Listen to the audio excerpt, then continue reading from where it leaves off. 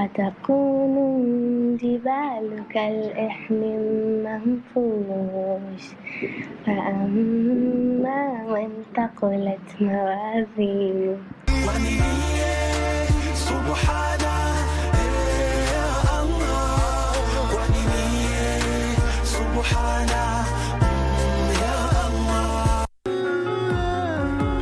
What's going on? Why is he being accused? Tell me, what does he have to do with that woman? I don't know. You knew her. I know that you did. Stop it. I already told you I don't. I said stop it. I just spoke with Ricardo Marquez. He told me everything, Rebecca. He told me the real reason why he stood me up on my wedding day. What did that stupid man say? You don't have to pretend. You know very well what he said. You won him over. And you seduced him on my wedding day. You even promised him that you will elope with him.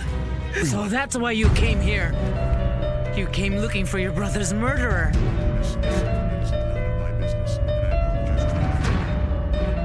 Who is this woman, huh? Tell me, Marcelo. I have to know who she is.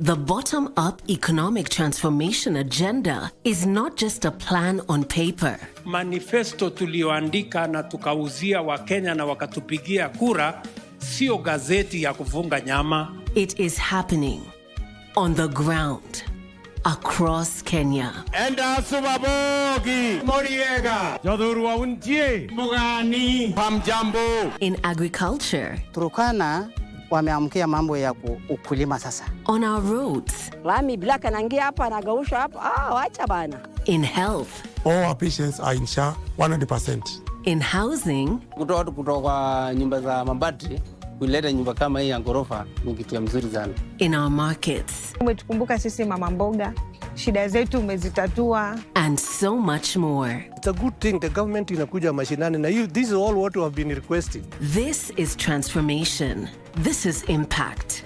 This is delivering the plan. Every Friday on KBC Channel 1. We want to discuss something that is very, very key to all of us. Hope, purpose, and having a career that definitely fulfills you and that is one of your dreams. Networking is simply making friends not with a selfish motive.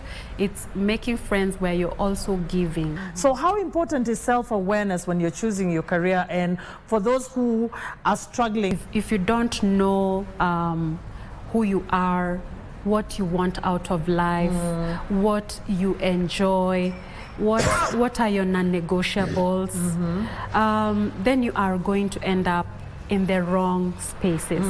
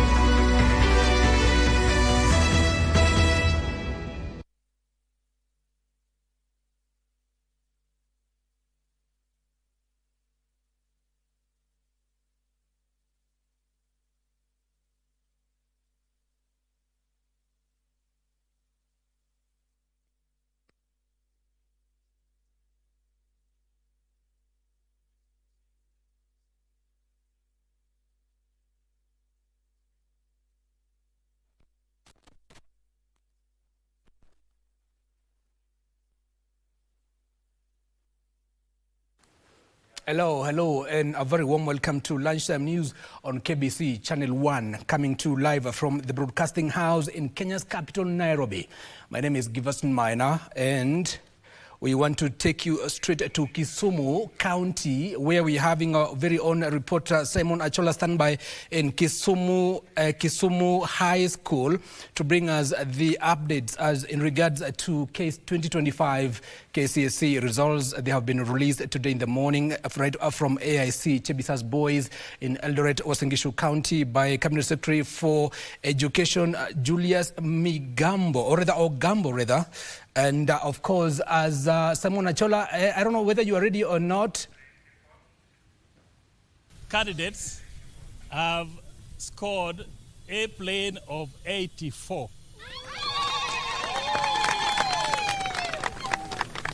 With one of them scoring straight A's in all the subjects where he was examined.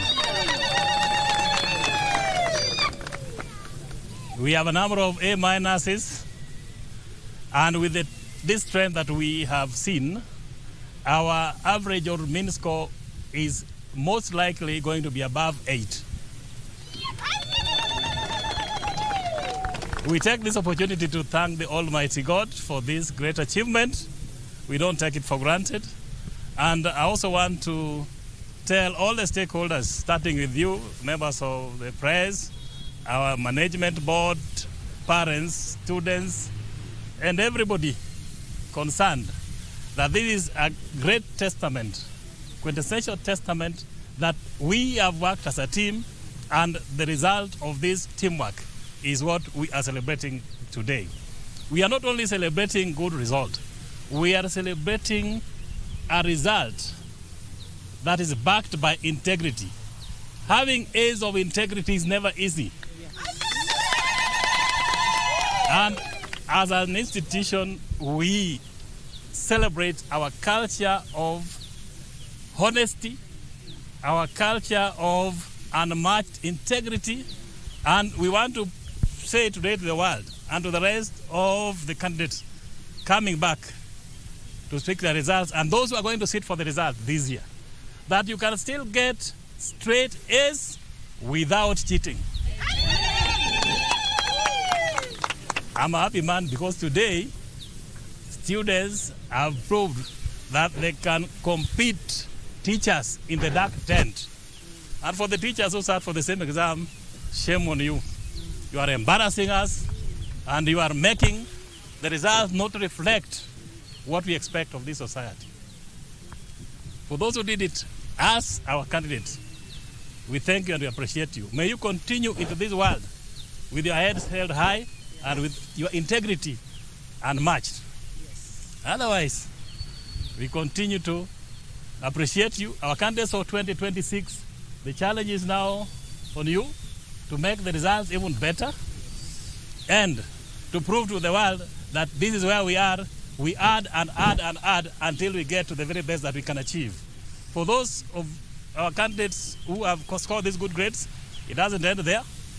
You still need to persevere, to remain committed so that you can clearly chart your career paths. The world out there is open for you, but because you are starting from a standpoint of integrity, you are likely to achieve your dreams. May God bless you. Viva Kisumu boys. Viva, Viva KB. Viva KB. That is Kisumu High School celebrating, of course, a very stellar performance as from the KCSE 2025. And away from that, 1,932 candidates, accounting for 0.19%, have obtained a mean grade of A plane, which is an increase compared to 1,693 candidates who attained the mean grade in 2024. Now, 270,715 candidates, which is 27.18%, university entry of C+ and above, compared to 246,391 for 25.53% in 2024. Announcing the results at AIC Chebisa's High School in Eldoret, Uasin Gishu County, Cabinet Secretary for Education Julius Ogambo said that 507,131 candidates attributing to 50% attained a mean grade of C- and above, compared to 400 176,889, accounting for 49.41%. And the pass grade D+ and above was 634,082 candidates, accounting for 63.67% compared to 5,774 candidates in 2024. And 1,180 candidates were found to be involved in exam irregularities, and the results have been cancelled. The 2025 KCSE examination results have been graded using the reviewed grading system, in which the overall grade at KCSE examination considers mathematics, the best performing language among English, Swahili, and Kenyan Sign Language, and the best performed 5 subjects. There were 1,932, which is 0.19% candidates who obtained an overall mean grade A plain in the year 2025 KCSE examination. This is an improvement as compared to 1,693, which is 0.18% candidates who scored plain A in 2024. The number of candidates with direct university entry qualifications of mean grade C+ and above was 270,715, which is 27.18% in the year 2025 KCSE examination. This is an improvement compared to 246,391, which was 25.53% in the year 2024. The number of candidates with grade C- and above was 507,131, which is 50.92% in the year 2025 KCSE examination, compared to 476,889, which was 49.41% in the year 2024. And now 501,214 female candidates, accounting for 50.46%, sat for the 2025 Kenya Secondary Education Examination, compared to 492,012 male candidates, accounting for 49.54%. According to the Ministry of Education, this is the second term in a row since the inception of the Kenya Secondary Certificate Examinations that female candidates are more than male candidates. Now, announcing the results at AIC Chebisas High School in Eldoret, Uasin Gishu County, the Cabinet Secretary for Education, Julius Ogamba, disclosed that 10 counties have recorded a significant entry of more male candidates than female. Now, male candidates outshone female candidates in 11 subjects, while women were better in 6 subjects.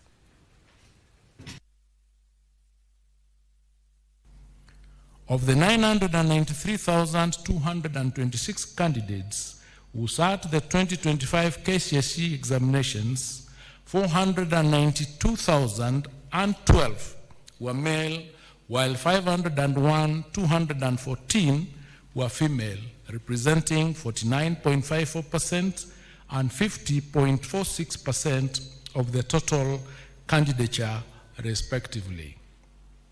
This is the second year in a row since inception of the KCSE examinations that female candidates are more than male candidates. However, 10 counties had a significant entry of more male than female candidates.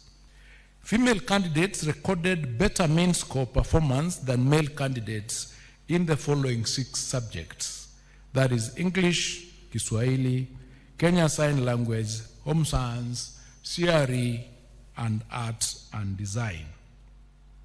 Male candidates recorded better mean score performance than female candidates in 11 subjects, namely mathematics, alternatives A and B biology and biology for the blind, chemistry, general science, history and government, geography, IRE, building and construction, and business studies.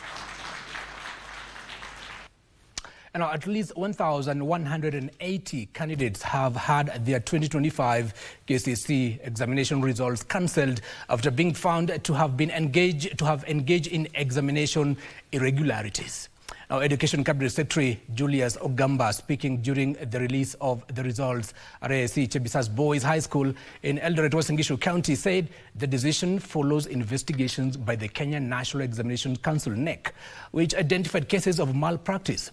Now, reports of suspected malpractice were raised during the examination period, prompting investigations in line with existing laws and examination regulations.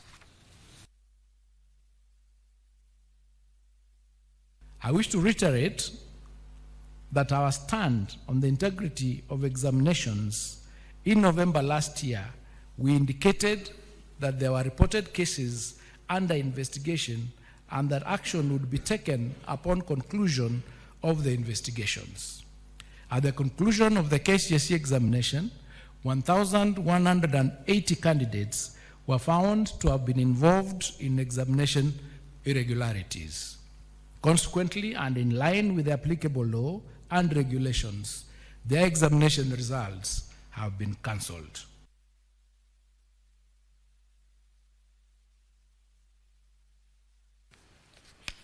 Now, the government has assured parents, learners and teachers that the competency-based education system remains firmly on track as the country prepares to phase out the final KCSE cohort in 2027. Now, Education Principal Secretary Julius Bitok says placement of over 1 million learners into senior schools has been transparent and fully digital, with the students given 2 opportunities to revise their pathways. But the final window closing today. Now, meanwhile, the Kenya National Examination Council has urged parents to actively confirm registration of candidates for this year's exams. The system is very transparent.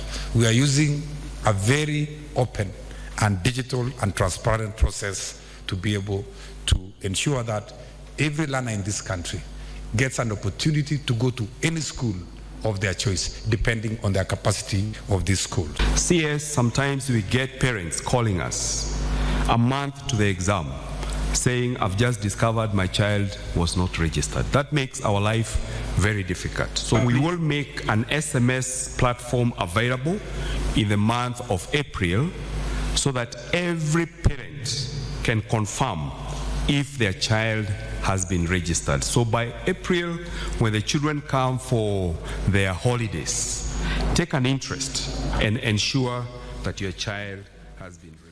Now, the spiritual leader of the global Dawoodi Bora community, His Holiness Sayyidina Mufaddal Saifuddin, is in Kenya for a 10-day visit. Now, Saifuddin arrived at Jomo Kenyatta International Airport, JKIA, last evening and was received by Prime Cabinet Secretary Musalia Mudavadi alongside senior government officials.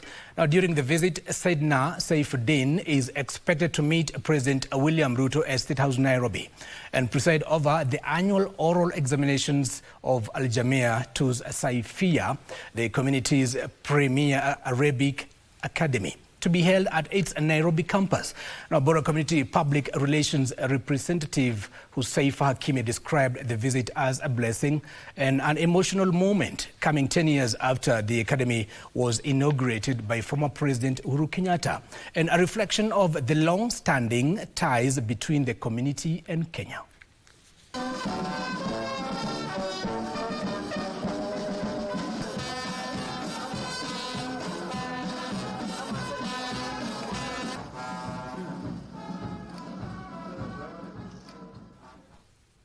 Now, away from that, emotions ran high in Mungore village, Matayos constituency, Busia County, as the body of a 67-year-old man, John Wanyama, who succumbed to a stampede during a Christmas gifting exercise at Governor Paul Otuoma's home in Matayos on December 24th, was laid to rest.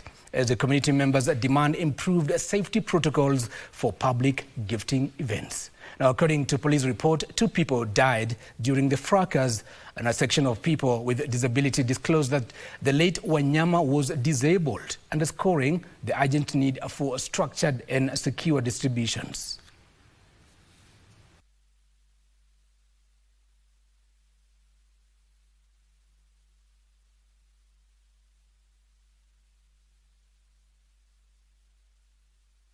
Kwa hata ameingia katika boma la gavana, alikuwa bado katika ile msafara. Mambo yenye ilikuja ikatendeka nyuma, mimi sielewi, kwa sababu nilikuwa tayari nimeshapata zawadi yangu na nimetoka. Kwa wengi kwa kweli, kwa kufinyana shida ikatokea, watu wakifinyana. Na hiyo ndugu yangu alikuwa disable, alikuwa kama ule ndugu yangu mwenye ako pale. Sasa wakati alifinyana hapo katikati, akapatikana amefinywa hapo katikati. Kwa hakika kufika kwa hospitali nilipata ndugu yangu ashakufa. Ni vizuri tuwe na mikakati ambayo in future, yani nyanga chichaecho, watu wasipoteze maisha. Residents of Bomotire village in Busia County are raising the alarm of an electricity pole that is hanging precariously along a busy road in the area. The pole has been leaning on the side of the road for quite some time now, threatening lives of many people from electrocution. The locals are further decrying that failed efforts to reach Kenya Power Busia efforts in a bid to deal with the matter and repair the pole before disaster strikes.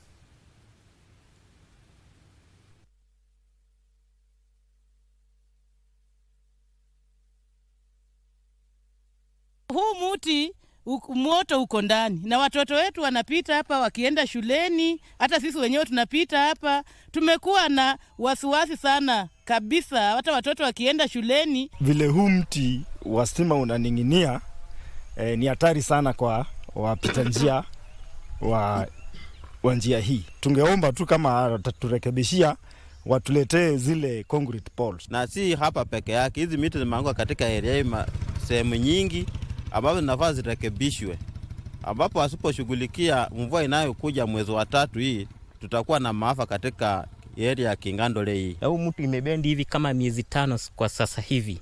Tumejaribu kupiga report kwa Kenya Power, sijui kama wanasikia hii report ama wasikii. Tunaona tu magari zao zikikuja zinateremka zinapanda. Kenya Power, kama mnaweza rekebisha hii mti mara moja, mrekebishe. Msiporekebisha, tumeona sisi tutashika matai, tutaandamana mpaka kwa ofisi yenu. Now from Busia County, we take you to Lamu County in the coastal region, where a section of community leaders from Lamu County are urging the locals to support the national government for the sake of economic development in the region. Now led by Sheikh Mohammed Abdul Kadir, the leaders also commended President William Ruto's administration for uniting communities across the country and including minority communities in leadership positions.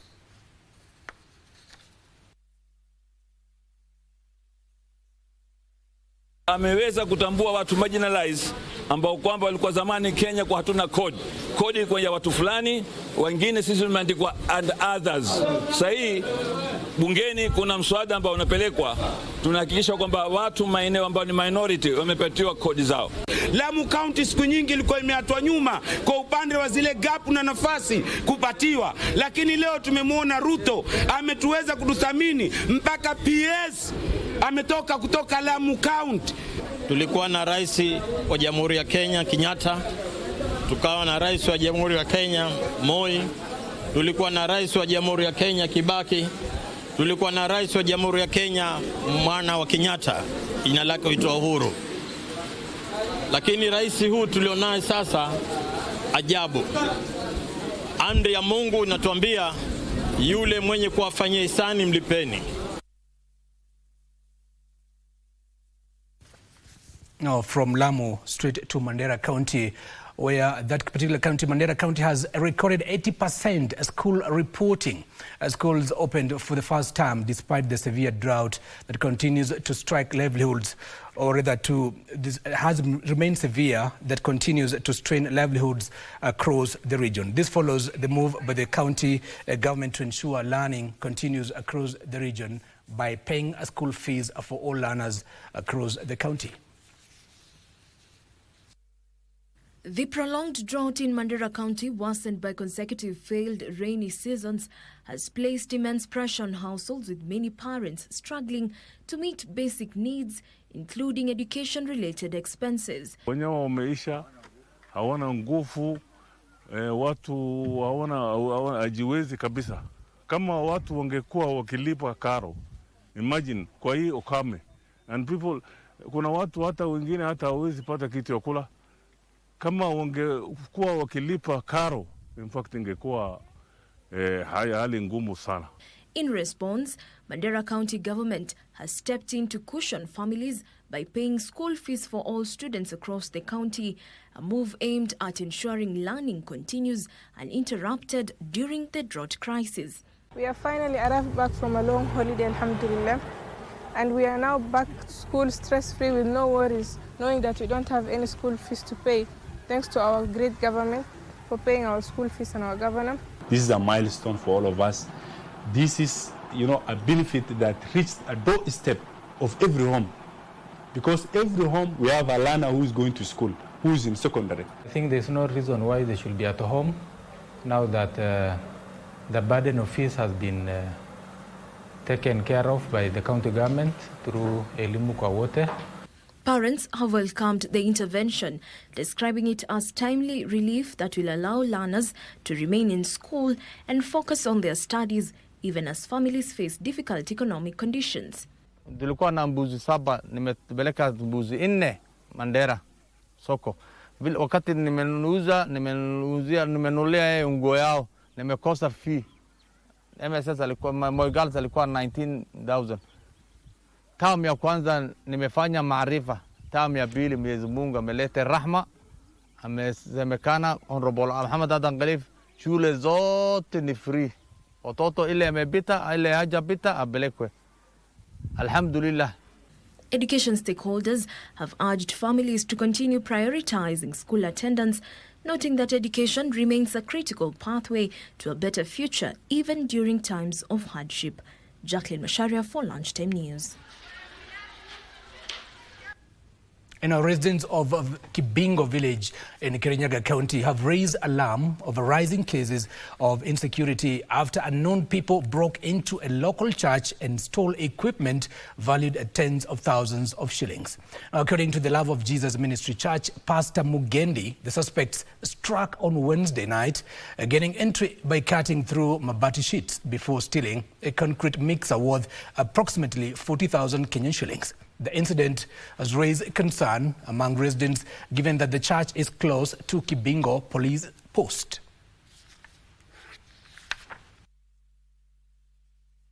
Tunauliza kwa heshima, maana kuna watu wengi sana wanalalamika huko nje. Kuna uhalifu ambao unaendelea katika hiki kijiji cha Kifingo. So tunaomba serikali wafanye kazi yao, kwa sababu huwezi niambia kanisa letu limeshikana na police station na linaimbiwa. So ni kuoneshana hakuna kazi ambayo serikali inafanya. So nawaomba serikali wafanye kazi yao, watende kulingana na mapenzi ya wanadamu. Tunaona watu wa Kareine, watu wa sehemu zote za Inoi Ward, wote wanalia aina ya wizi huu. Yaani wizi huu haujaonekana hapa kwetu peke yake. Wanabiashara wote wanalia mambo ya token.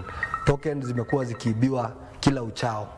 Hii biashara ya token, MCA wetu tungetaka utupatie jibu, utuambie ni kina nani hao ambao wako na hiyo sakata ya wizi wa token.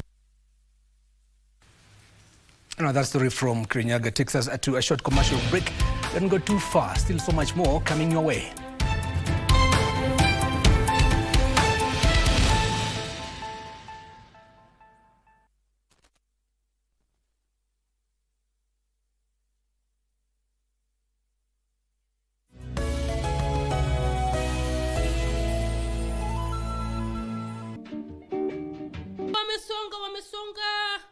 wanapita hata mto, wanapita hata majumba ya watu. Sasa ile kitu ilishtua wao, wakikuja kutoka juu hivi, walishtuka wako ndani ya Migori na wako ndani ya bedroom ya mtu. What about if I said that was the natural disaster which caused that your house to come down? He's actually playing with my feelings. You know that is serious. Si wewe nilisema kulikuwa na mtetemeko ya ardhi. Ulitetemesha nyumba yangu. Kama dunia ilikuwa inatetemeka, what did you expect? Kuna mahali tulikuhusia mikoti. Abana. Very good. Kuna nyumba yako tulipomoa. Abana. Kuna mahali sisi ulisikia tulitokea tukaona mtu tukafungwa. Si sasa ndio mimi alifunga nyinyi. Ndio nilirudi kujua kumbe hii watu ni ile wachimbaji migodi. Sawa, sio Nebukadnezar. Hapana. Hii ni watu tu goi. Wanasema siku zote wali wa kushiba huonekana kwenye sahani, wengine wakasema sinia, na kwa kweli wali wa kushiba hapa katika shule ya Bookshine tumeuona. Katika juhudi za kupunguza pengo la kijinsia kwenye elimu, kuna programu nyingi ambazo zimetengwa kando za kuangalia wanawake. Hizo programu zinasahau pia kuwa kuna vijana ambao pia wanapitia changamoto sawasawa na za wasichana. Tajeni wingi wa sentensi hii. Wingi wa sentensi hii. Chifu amemtuza. Chifu amemtuza mtawa. Chifu wamemtunza mtawa. Maajabu na miujiza. Oya, mimi nimesepa, watoto tundali kazi, mimi nimesepa.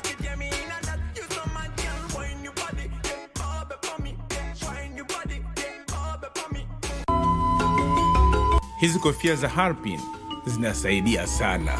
Ndio, na unajua hawa madaktari wa China wanazingatia sana kazi zao. Let's try taking him off, but observe him for 2 hours, and if everything's fine, we can extubate.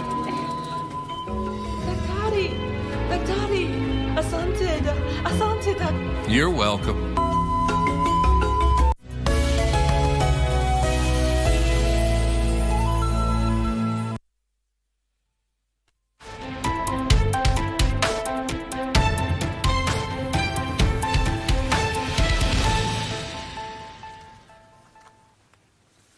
And welcome back. You're watching Lunchtime News on KBC Channel 1. My name is Giverson Maina, and our sign language interpreter is Byron Abuli. And Mombasa County Governor Abdul Samad Sharif Nasir has made new appointments within the county executive office following the establishment of the positions by the Mombasa County Public Service Board in line with the law. The late ODM leader Raila Odinga's aide Maurice Ogeta has been appointed advisor on security affairs. Ian Nzive with the details of these and more stories in our county news roundup.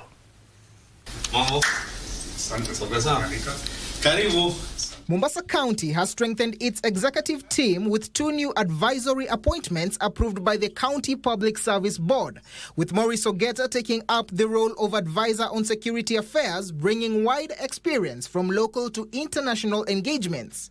The governor also appointed Ken Ambani as advisor on creative arts to drive growth and opportunities in the county's creative industry. Elsewhere, Meru Governor Reverend Isaac Mutuma has met security stakeholders to address rising security concerns in the county. The meeting reviewed incidents of cattle theft, banditry, cross-border intrusions and loss of life, particularly in the northern grazing zones.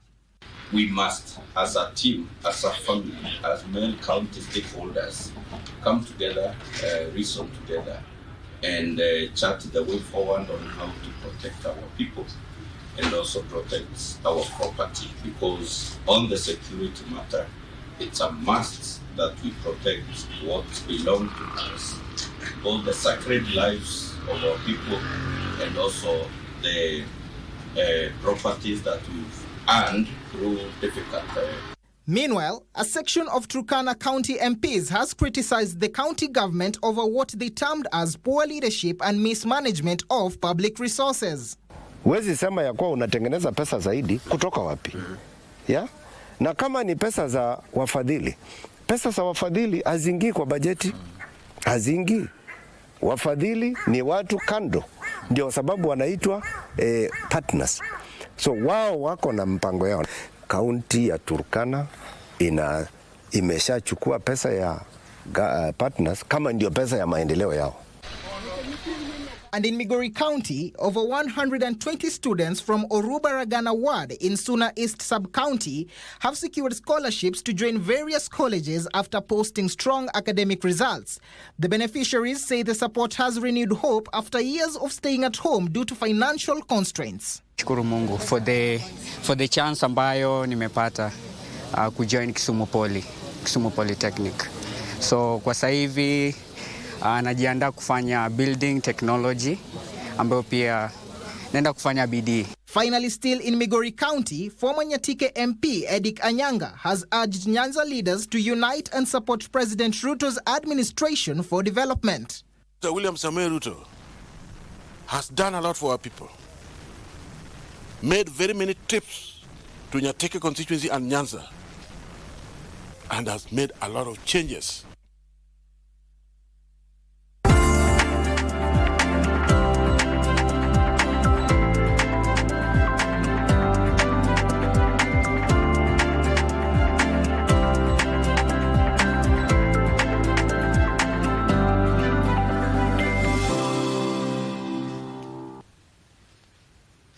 Now it's time for business. Smallholder farmers in Embu County have been training on best farming practices in an initiative aimed at growing yields, increasing household incomes, and enhancing food security. Embu County Chief Executive Officer in charge of Agriculture, Njeru Mwita, called for concerted efforts to address systemic barriers that women farmers face, such as access to land, finance, and technology. The one-day training organized by the Women Farmers Association of Kenya in partnership with the county government of Embu and the Rainforest Alliance focused on sustainable farming methods such as agroecology, climate resilience techniques, water conservation, crop diversification, value addition, and financial literacy. In Kenya, 80% ya ile kazi inafanywa kwa mashamba inafanywa na wanawake. So unaona wanawake wakiwa wamefunzwa mambo ya agriculture ni very important kwa sababu ndio wengi na ndio wanafanya ile agriculture nzuri. The program targets to transform farming from subsistence activities to sustainable and profitable commercial operations. Tunataka kuangalia value chain ile ambayo tunaweza unganisha all the women farmers in Embu. Wafanye ile kitu moja au mbili inaweza fanywa kama chapter yote. Speakers pledged to link farmers with financial institutions to support enterprise expansion, as well as buyers for their farm produce. We are also here to support them with linkage to financial players who will give them access to sustainable financing so that they can either start up or scale up the enterprises that they are planning to embark on. Sylvia Gatti for Lunchtime News. Now, beyond our borders, Port Sudan has emerged as a vital digital lifeline for Sudan, as fighting across the country has severely crippled telecommunications infrastructure. Now, the Red Sea city is now essential for data traffic, government services, and banking operations, providing a crucial connection to the outside world. Now, here are the details of this and other stories making headlines across the globe. Historically known as a gateway for trade and humanitarian aid, Port Sudan has taken on a critical technological role amid the conflict, keeping the nation connected as networks in multiple states are damaged or shut down. With fiber optic links disrupted, much of the war-torn country's international data traffic now relies on undersea cable routes that land near Port Sudan, supported by satellite backup systems designed for emergencies. Engineers working to maintain the network face increasing challenges due to power shortages, security risks, and limited access to equipment. Despite these obstacles, core connectivity has been preserved.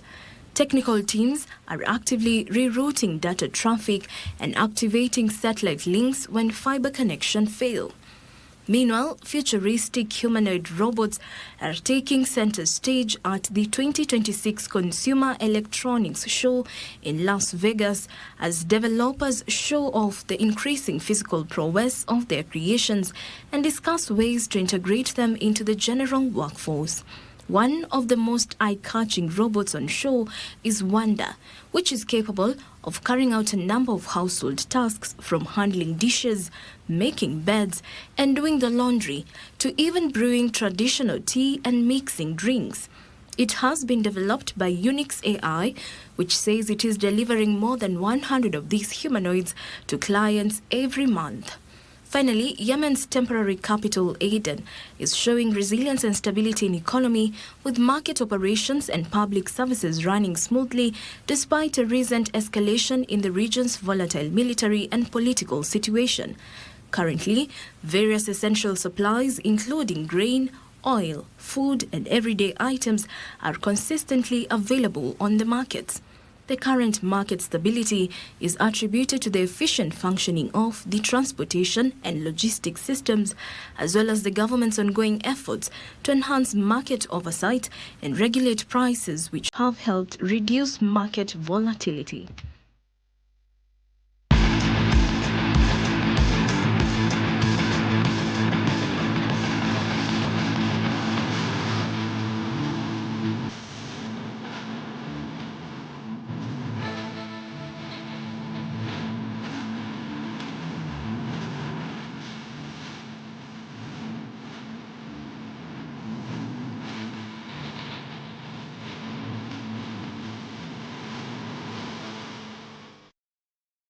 And now it's time for sports, so let's get sporty. And now listen to this. The battle for Africa's ultimate football crown intensifies tonight in Morocco as the 2025 Africa Cup of Nations serves up two mouth-watering quarter-final clashes. Now, the first quarter-final match will see Mali take on Senegal at the Grand Stade de Tanger, while Cameroon will face the host Morocco.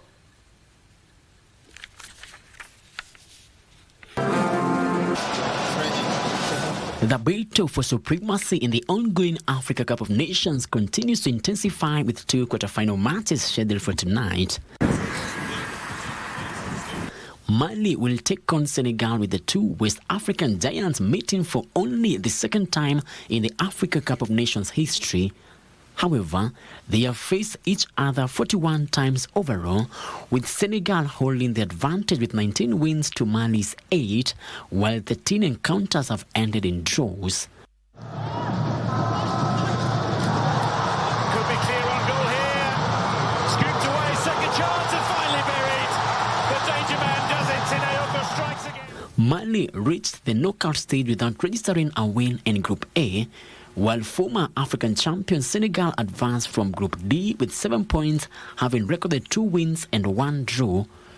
Despite Mali's modest group stage run, head coach Tom Saintfiet remains confident of upsetting Senegal as he targets AFCON glory in the tournament's 35th edition. The baller gets in front of his man. There's a nice little ball. Good chance for Cameroon! Oh, they've got the goal! They've got the opening goal! In the second quarterfinal of the day, Cameroon will face host Morocco at the Prince Mouli Abdallah Stadium. Cameroon have faced AFCON hosts 13 times previously, recording 6 wins, 5 draws and 2 defeats. Cameroon's only losses against AFCON hosts came at the 1970 and 1996 group stages, when they lost 2-0 to Sudan and 3-0 to South Africa respectively. Frederick Muki for Lunchtime News. And Arsenal were held to a goalless draw by Liverpool in a disappointing English Premier League match that was played last night at Emirates Stadium to stay comfortably at the pole position, as Liverpool remained fourth. Elsewhere in the Spanish Super Cup, Real Madrid edged Atletico Madrid 2-1 in the semi-finals to set up another El Clasico final against Barcelona on Sunday. Here goes Saka. Tries his luck, good effort, but it's all.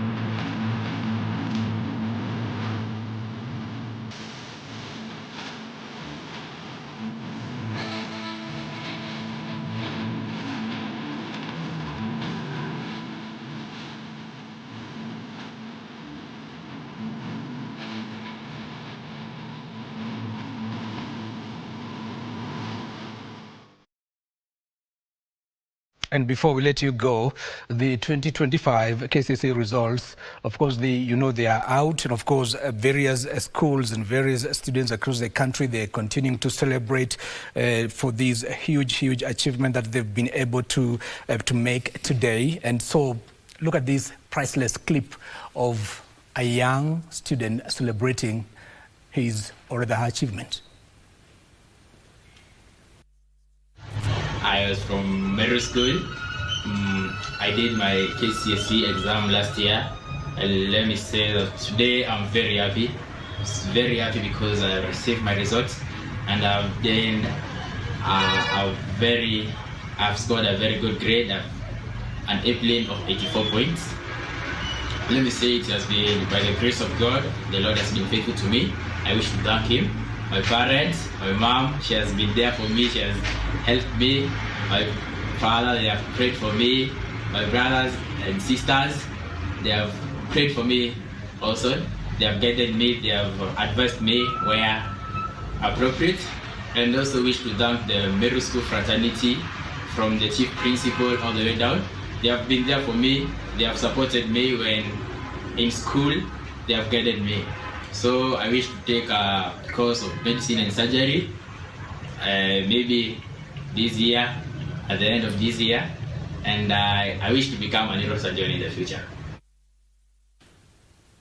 Of course, many congratulations to all students, all 993,000 students who sat for KCSE exams last year, and for that very huge, rather remarkable achievement they've been able to have. And of course, as they look to continue their education to maybe TVET's university, of course, to further their studies.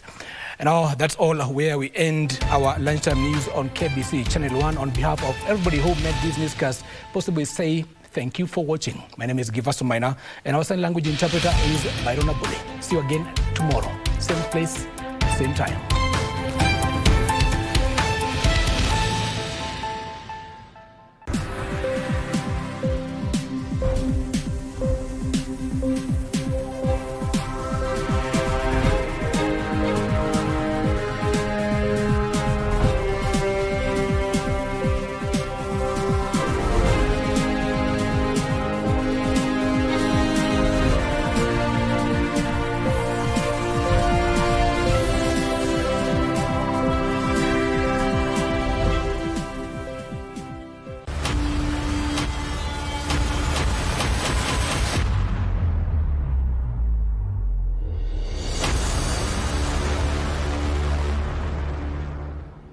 After cuts and dog bites, human bites are the third most recorded bites in hospitals. No, it didn't. Wait, is that a bite? Of Chords and Discord is a female-led, slow-burn psychological thriller play set in real time, produced by Prevail Presents Kenya. Listen, it's okay to cry. It's okay to let it all out. The story follows two sisters, John and Jane, whose long-buried secrets and emotional scars resurface during a tense reunion. Biting my belt here was 10, but who's counting? I mean, by the time I get into sex... Just drop it, Jane. I don't want to spend the whole evening talking about kids' pistage, and you know I can't stand kids. After a scandal involving Joanne's Afro-jazz musician husband threatens to ruin her reputation, she calls her sister Jane for support. What is that? In the sink, what is that? There's a lot of blood. Yes, there must have been Ken. But when Jane arrives, she realizes this isn't just about bad press, it's about truths too painful to face. It's a whodunit when it comes to the type of play it is. Whodunit is technically a thriller or a drama around a murder of some sort. Yeah? So we are really trying to find out who did it. But it sits on themes around deceit, betrayal, of course love, no wonder the discord bit of the title. And the chords more or less pursue the entertainment side, you know, because it plays in the house of a musician. The production stars Mary Mwikali as Joanne, a woman in crisis, and Celestine Gashuhe as Jane, the sister whose calm exterior hides deep-seated pain. Back to them, you feed them, you groom them. Then you give them the whole world. And they play with it for a bit. Both actresses admit that preparing for their roles demanded emotional depth, introspection, and intense character study. Obvious one is we've been intensely rehearsing for this, just understanding the backgrounds where we are at and the kind of emotions we carry and the kind of person that Joanne is, understanding all of that. So a lot of rehearsals. Other than that, there's a lot of probably watching other things that are already out there that will help you probably grow. Because this is a role that I've never played before. I've never played a role that has crazy emotions moving from one to another really fast, and it being a two-hander also expands me as an actor. Being a two-hander, I've not done this before. The fact that it's two women on stage, it's crazy in so many ways. It's, my God, it's duf-duf, it's furaha, it's all those things. So it's challenging, but it's challenging in a good way. The director, Martin Kigondu, notes of Chords and Discord is his ode to women, describing it as an emotional mirror reflecting how family ties can both heal and destroy. When I first got the idea of this, it was right after I'd done my play Matchstick Men, which focuses on themes around relationships between men, in terms of brother to brother, or son and father, or father and, And I remember it was very well received, especially the psychosis around it, because we were looking at the mental states of men. But it also had very heavy drama around it. And one of the questions that came was, why don't you do one for the ladies? And I was like, I don't want to force one, but when the story comes and when the time comes, I will.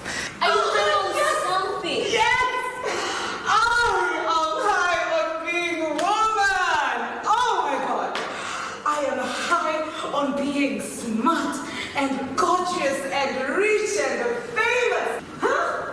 I wonder if you're related. What is this? Ew. Jacqueline Masharia for Cinemas and Theatre.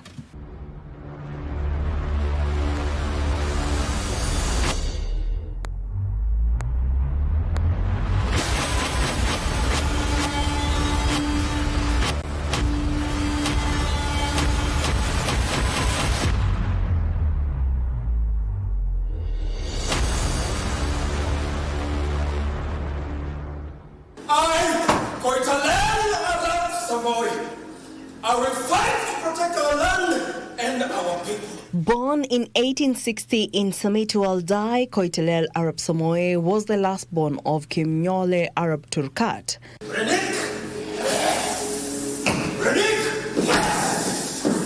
From an early age, he was set apart with an extraordinary gift for reading prophetic signs, a gift that would shape the destiny of his people. And the land says, attack them in silence. And this that the land cries for blood, not weakness. At only 25, he rose to the mantle of Orkoyot, the supreme spiritual and political leader of the Nandi. We will strike, but we must strike with the wisdom of our ancestors. Just like the great Orkoyot. Koitalel foretold the coming of a black snake, spitting fire, Moving like the wind, and strike like thunder. cutting across Nandi land. Mr. President, I trust you come in a spirit of peace. Oh, definitely. We are here under the banner of peace. Soon after, the British arrived seeking passage for the Kenya-Uganda Railway, but the Orkoyot would not yield. The play is about the story of the legend Koitalel Arap Samoei and the resistance of Koitalel against the British when they wanted to construct the railway that passed through Nandi County. So basically that is a wrap-up of what the play was about and his betrayal entirely until they constructed the railway. He rallied his people in fearless resistance. For 12 long years, The Nandi warriors humbled the British. You were sent here to build the railway, not to sip tea and write in your diaries about sunsets and savages. Koitalel's brilliance as a military strategist lay in his surprise attacks, his ability to outwit rifles with courage. This calabash is our symbol of heritage. And as long as we drink from it, nothing shall separate us. And his defiance in turning stolen railway materials into ornaments and weapons. While we were researching about the play, we learned a lot about how life happened back then, how brilliant they were without the technology we have right now, how they could mobilize, how they could talk to each other, how they could fight quite a civilized community compared to them. And all they had is black magic and just courage and bravery. Despite not having the current equipments that we have as a generation, phones, Wi-Fi and everything, he was able to protect his land and fight for the country diligently up to his death. What is this? What is this? Invited to a truce meeting in 1905, Koitalel walked into a trap. There's no peace for people like you. Now it is my turn to strike. As he extended his hand in peace, he was shot dead. His men ambushed, his people left leaderless. His assassination marked the end of the Nandi resistance. This deserves a promotion. Dismiss. Today, a museum in Nandi Hill stands in his honor. More than a prophet, more than a warrior, Koitalel Arap Samoei's name lives on as a symbol of courage, foresight, and unyielding resistance. Koitalel was a leader who embodied that element of social justice, accountability, explored themes of patriotism. Koitalel fought really hard to protect the land of the Nandi all through until his death, and it's something that we wanted to inspire the youth to be able to take up as a lesson and a tool for the future. Uongozi wake imekuwa kielelezo katika jamii, imekuwa kioo cha jamii ambapo wadogo kwa wakubwa wanaweza kujumuika kwa pamoja na kuona ya kwamba kiongozi mkakamavu, kiongozi shupavu, kiongozi wa namna gani anapaswa kuigwa. When the time is right, we as the Nandi will fight with everything we have. Everything. Through theatre, this play does more than entertain. It resurrects history, reminds one of the price of freedom and the resilience of a people. Kuwawa kwake tumekuwa na mchezo wa kuigiza kwa kumkumbuka. Kwa hivyo ni historia tunaandika hapa, na pia ni kumbukumbu nzuri sio tu kwetu kama familia, lakini pia kwa nchi nzima. I've had fun actually. I've grown experience-wise also. I can say I've done many shows, but this one was a life-changing experience because it's a historical play. It was a very interesting role to play, considering we've learned about this legend in school our entire life. And so it was a privilege and an honor to represent him on stage. Tutakuwa na utamaduni ama Nandi Ga Kaburwa Cultural Festival ambayo inaanza tarehe 16, 17, 18 hadi 19 mwezi wa 10 kule Nandi County, Nandi Hills Bears Club. Na nataka ni waalike watazamaji wote ambao walikuwa katika ukumbi huu leo.